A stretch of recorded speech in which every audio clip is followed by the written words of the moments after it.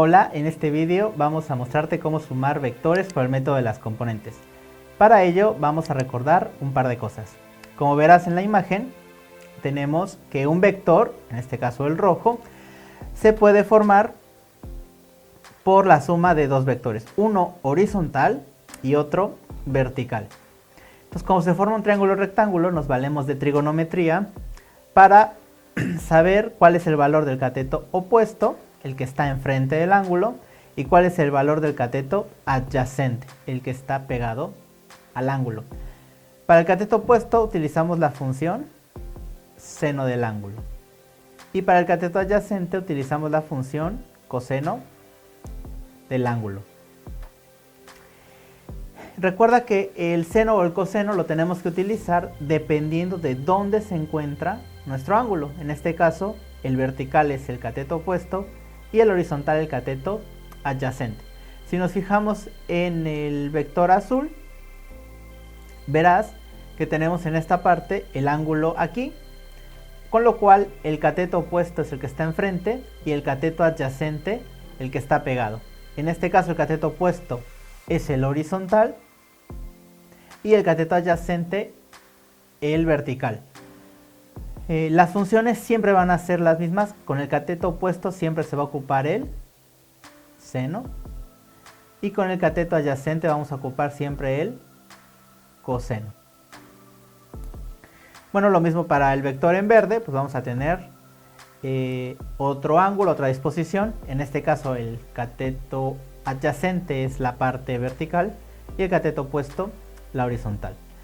¿Qué sucede? Que tenemos que, para sumar los vectores por componentes, tenemos que descomponer cada uno de los vectores en una parte horizontal y una parte vertical. Y además de saber si le corresponde el coseno o el seno, tenemos que saber si está en el cuadrante positivo o negativo de nuestro plano cartesiano, ¿no? Si tenemos un plano cartesiano, pues recordemos este eje, esta parte del eje en X es positiva, esta es positiva, esta es negativa y esta es negativa, perdón. Y esta es negativa. Entonces no basta con saber si es seno o coseno, sino también determinar si es una componente positiva o si es una componente negativa. Esto suele llevar muchas dudas y problemas a la hora de hacer la sumatoria, puesto que los estudiantes a veces identifican cuál es el cateto adyacente y cuál es el opuesto, pero se les olvida el signo. Y entonces son errores que se van acumulando y entonces el resultado ya no es el correcto. Para ello te propongo un método en el cual la misma función seno y coseno nos van a entregar los signos que le corresponde a cada uno y lo haremos de una manera más práctica. Para esto lo único que necesitamos es utilizar el ángulo completo.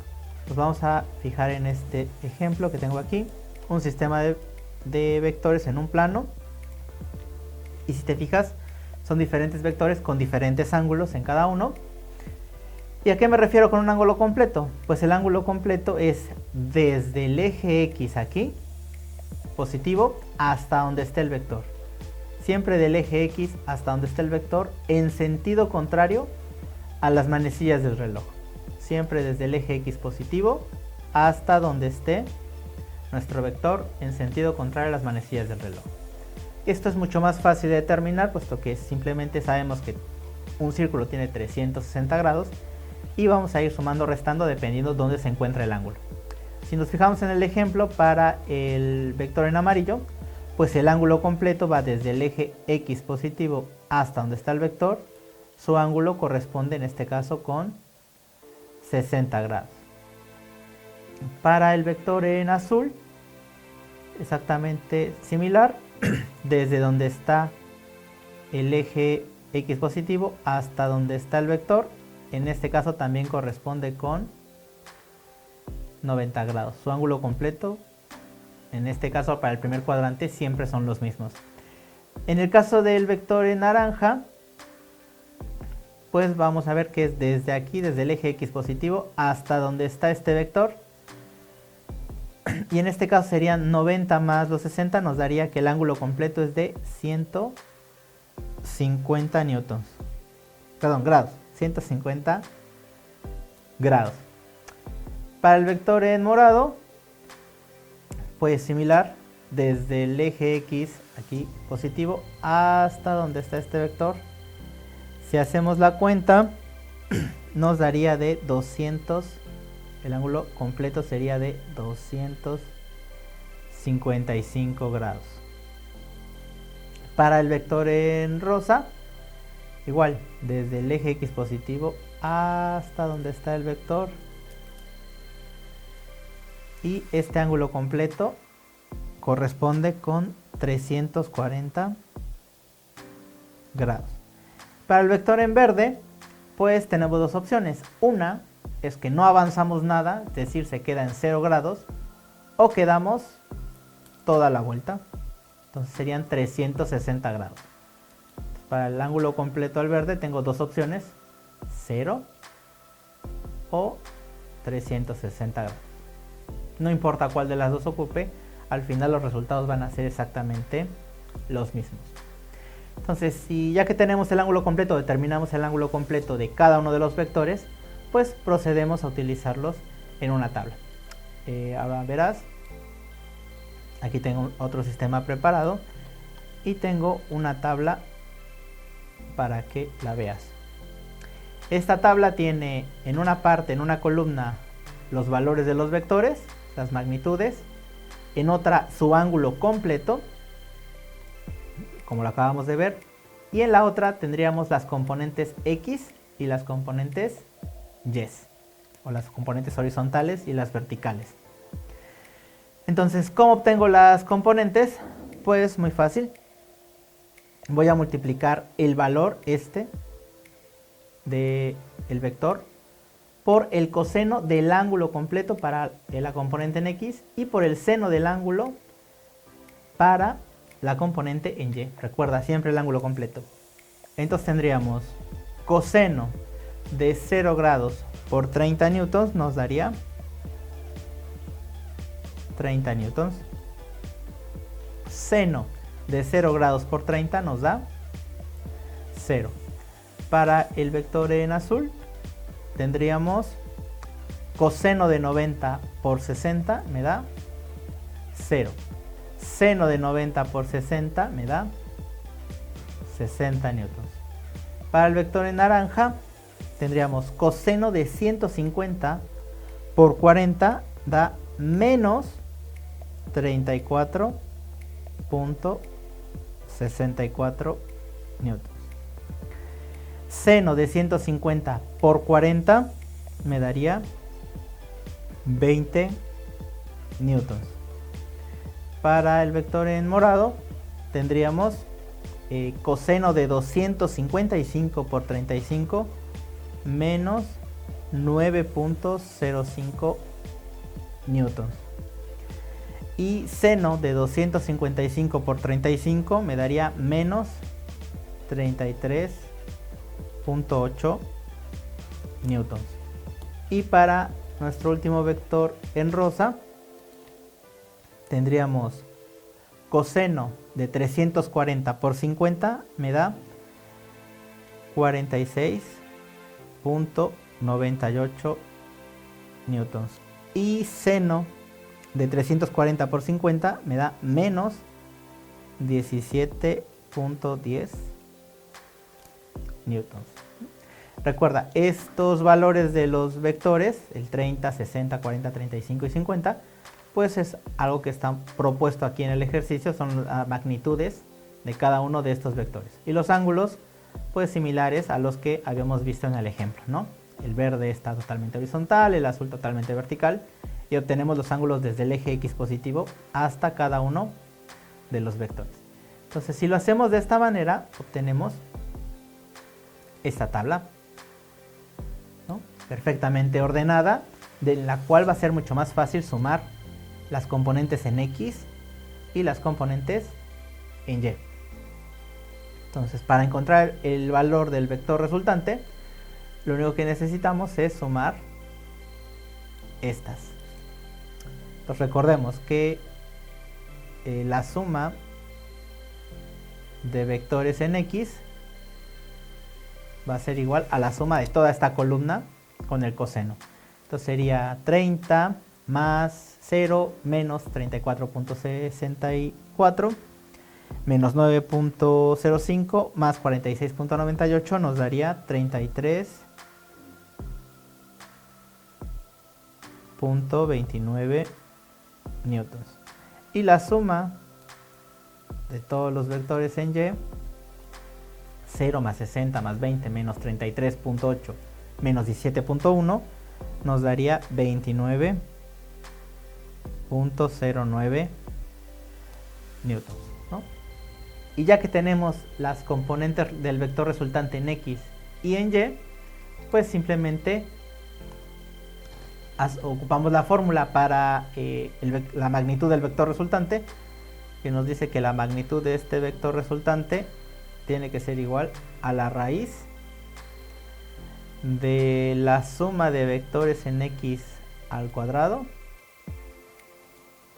más la suma de los vectores en Y elevada al cuadrado, y recuerda, al final sacamos raíz. Primero elevamos al cuadrado y luego sacamos la raíz. Sustituimos, sería raíz de 33.29 newtons al cuadrado más 29.09 newtons al cuadrado, y hay que sacarle raíz cuadrada. Voy a arrimarlo un poco más para acá. Entonces elevamos primero al cuadrado cada una y después los sumamos. Entonces tendríamos que el resultado sería de 1954.45 newtons cuadrados, y a esto hay que sacarle la raíz.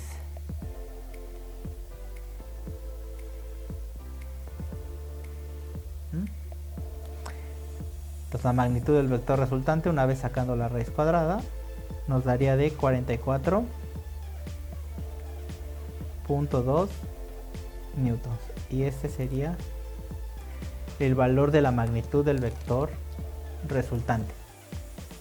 Y recuerda que un vector también necesita su dirección. El ángulo, recuerda que se encuentra con la función tangente inversa, en este caso de la suma de vectores en Y sobre la suma de las componentes en X. Entonces el ángulo sería, sustituimos, tangente inversa de la suma en Y era de 29.09 newtons y la suma en X de 33.29 newtons. Si hago este cociente, esta división, me queda un valor de 0.8738.